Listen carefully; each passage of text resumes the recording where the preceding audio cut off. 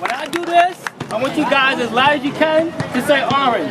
1, 2, 3. Orange! I can't hear you. 1, 2, 3. Orange! You took your fangs and you injected your words. My defense flew away like a cluster of birds. As time went on, your poison took its toll, and my muscles began to crumble as if I was old. My mind no longer focused on the task at hand, but on the snake that poisoned this man. I died slowly as you waited for your meal. But you messed up and you left the field. I cheated death, or so I thought. You wrapped your body around my heart tight. You kept kissing me sweetly into the night. You squeezed tightly around my soul. We held each other when we were cold. My pulse began to fade and then die at that point. You then swallowed me whole. Body, heart, and soul. Hey, welcome back. Tell Your Truth Poetry 101. I'm really excited today about our poetry topic, and guess what it is today? It's called Acrostic.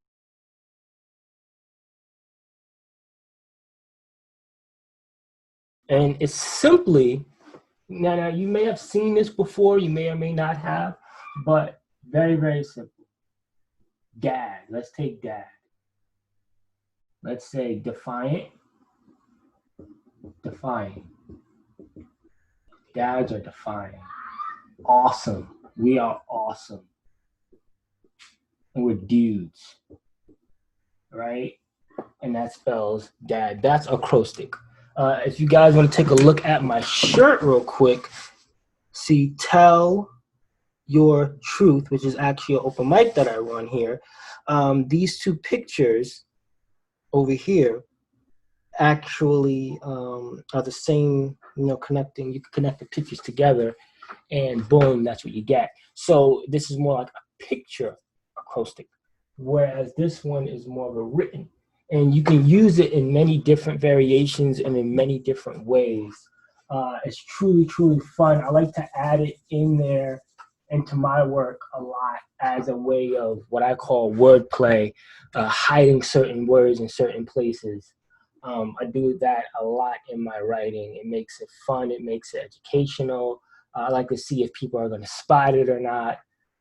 Truly, truly fun thing to add. So I want you guys to get your pen and papers out right now. Write down the word acrostic.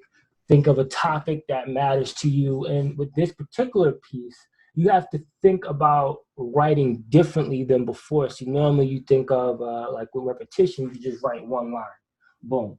So you write in repetition, you write, I am going to the store. When you're writing a line, you write 1, 2, 3, and you think of a topic, right? The line with the listing and numbers is 1, 2, 3, and you think of a topic. But with this particular acrostic poem, it's different. You have to think of a word or words prior to writing it, because then you have to break down those words and give either a sentence or a meaning or a definition, or even hide it, or you can even hide it within the poem itself.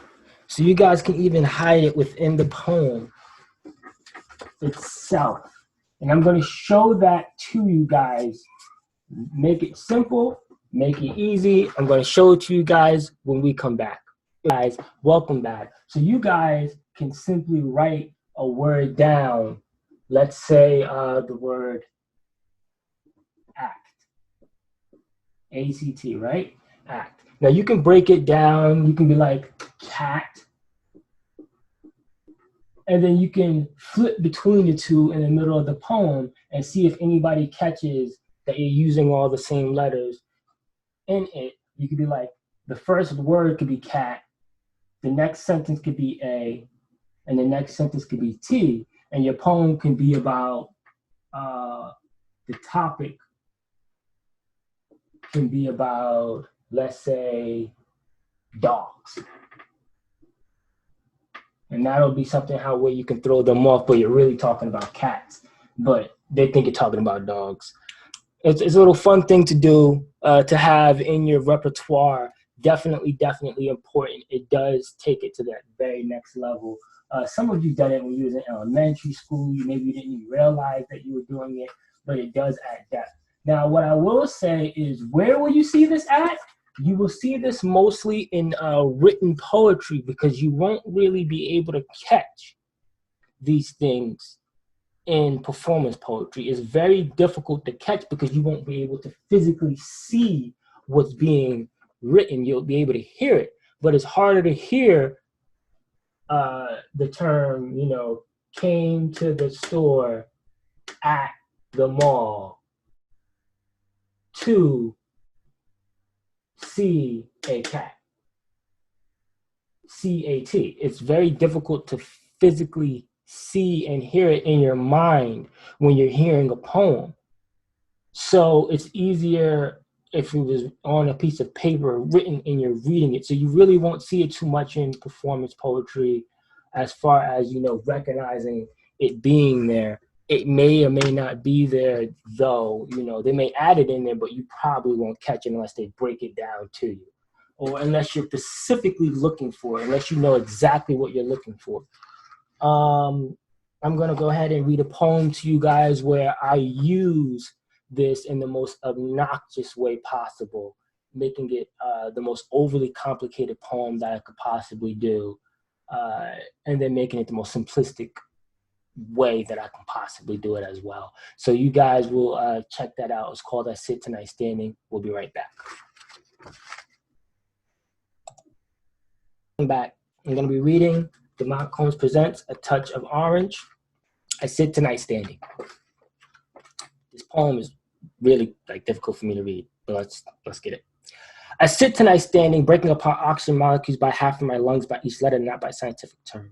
Translating Greek words from psychological deprivation to knowledgeable scientific terminology like morose to simple translation, more rhyme will have it breathe that you see. This fresh breath is nothing new, and nothing new is ever fresh. Not like flowers, but like washing my thoughts was so fresh, but just makes it more dirty. And the breath with his tongue, begging to escape and open mouth, sitting on his words. So tonight I sit standing, full of oxymorons. And for those of you who don't understand the hyphen which connects the first sentence to the second sentence, and to the seventh word of the first sentence to the 16th word of the second sentence, and although once again I contradict myself by holding my breath and breathing, you'll find that what I did say did make sense. I sit tonight on my bed, standing on thought no less, holding my breath, feeling like a moron, contradicting myself like an oxymoron, and trying to calculate what I'm trying to say, but getting mixed up between the right words to say and the right words, which is literally to the right word to say, yet ironically nothing I can say to remind you of what you tried so hard to forget. And before I blow your mind with forget me, while you remember me, because I'm the one telling you to forget me, just bring a stop to this running sentence, cut it short like a period, then paste it in the sky, under the sea of troubled waters, over the star-filled fires. So every time you see the moon glow a bright, dim, half-cooked face sideways, smile only halfway, kind of full phase, you'll realize that nothing I said probably even makes sense, except the fact that nothing I said makes sense, even when everything I said makes perfect sense, when you consider that the reason I haven't taken a breath yet is because I sit tonight standing, holding unrecyclable, unreusable, inaudible words which I cannot express through just words, but action in conjunctional based scientific heart-to-heart findings that I found that I haven't expressed, but let me express this expressingly urgent before I run out of air. So I would like to say something that would make this whole thing worth reading. And I just want to say the first letter of the first sentence, the first letter of the 13th word, remove the R from the word over, and remove the R from the word your. And that's all I wanted to say. And now everything makes sense.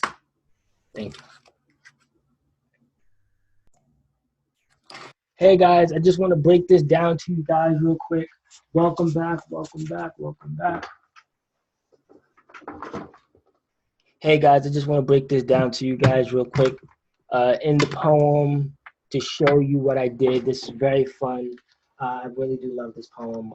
Very difficult to read, made it that way, trying to challenge yourself. So sometimes some of your poems can, push yourself to your limits. That's what you're supposed to be doing.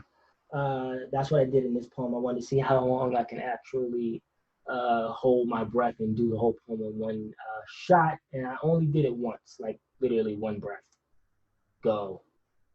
Only once. But it's been really, really, really fun poem. I wanted to break down the acrostics in it to show you how I used it in this poem. So, very simple. One of the first lines I say is, which connects the first sentence to the second sentence to the seventh word. So the seventh word is 1, 2, 3, 4, 5, 6, 7. So oxy. So oxy. And then the 16th word. So let's count. 1, 2, 3, 4, 5, 6, 7, 8, 9, 10, 11, 12, 13, 14, 15, 16 of the second sentence. So it's the second sentence. So 1, 2, 3, 4, 5, 6, 7, 8, 9, 10, 11, 12, 13, 14, 15, 16. So you'll get moron.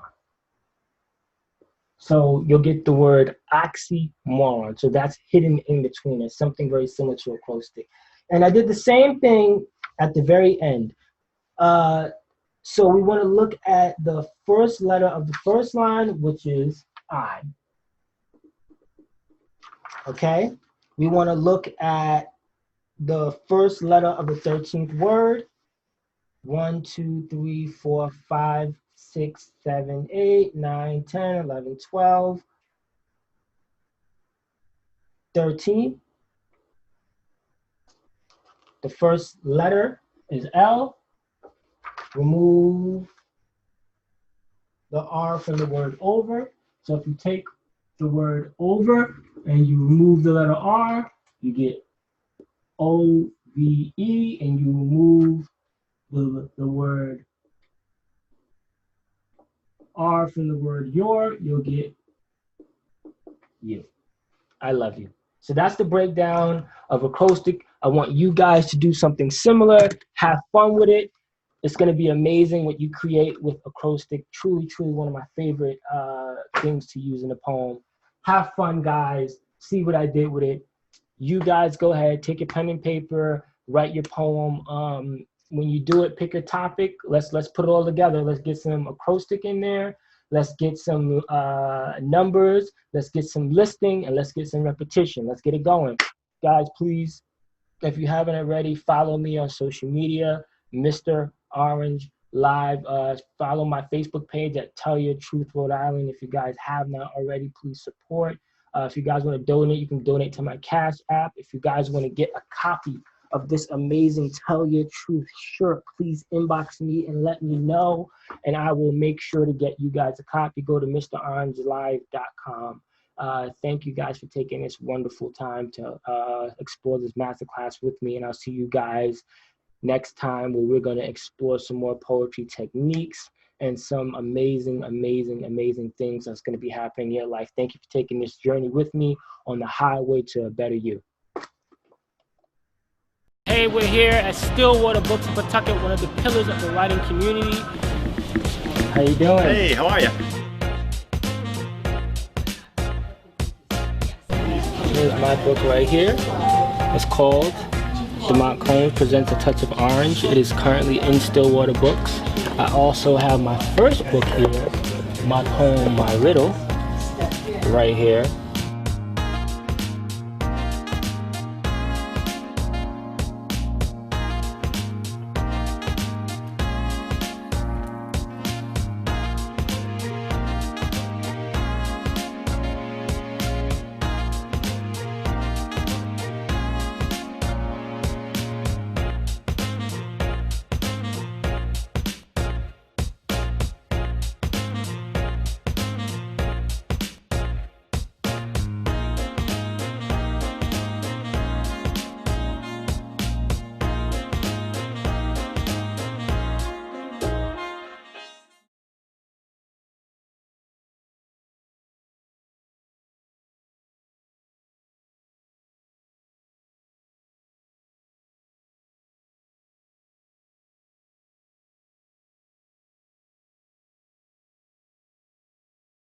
Hey guys, so I'm just simply going to talk to you guys about the historical beginnings during this segment, or I'm going to talk to you about my own personal experience with this particular topic during this segment. Now that we got through all the technical aspects, I'm going to do it in another 5 minutes or less. So let's begin. Acrostic. And I didn't look into acrostic until I discovered the love of riddles, and I began to write poetry. One of my earliest favorite poems that I wrote was actually my poem, My Riddle. I've written numerous poems since then containing little small amounts of riddle, and I found that it's very, very easy to hide information through using acrostic. I don't know if you guys know about cryptology or not, but I absolutely love cryptology growing up. And I found that I found the ability to hide information in plain sight using acrostic. I absolutely loved that idea. So I really fell in love with using acrostic. And I thought about, well, will my work last? Will they be able to teach this in generations going forward? I had big, grand ideas and places that I wanted my poetry to go.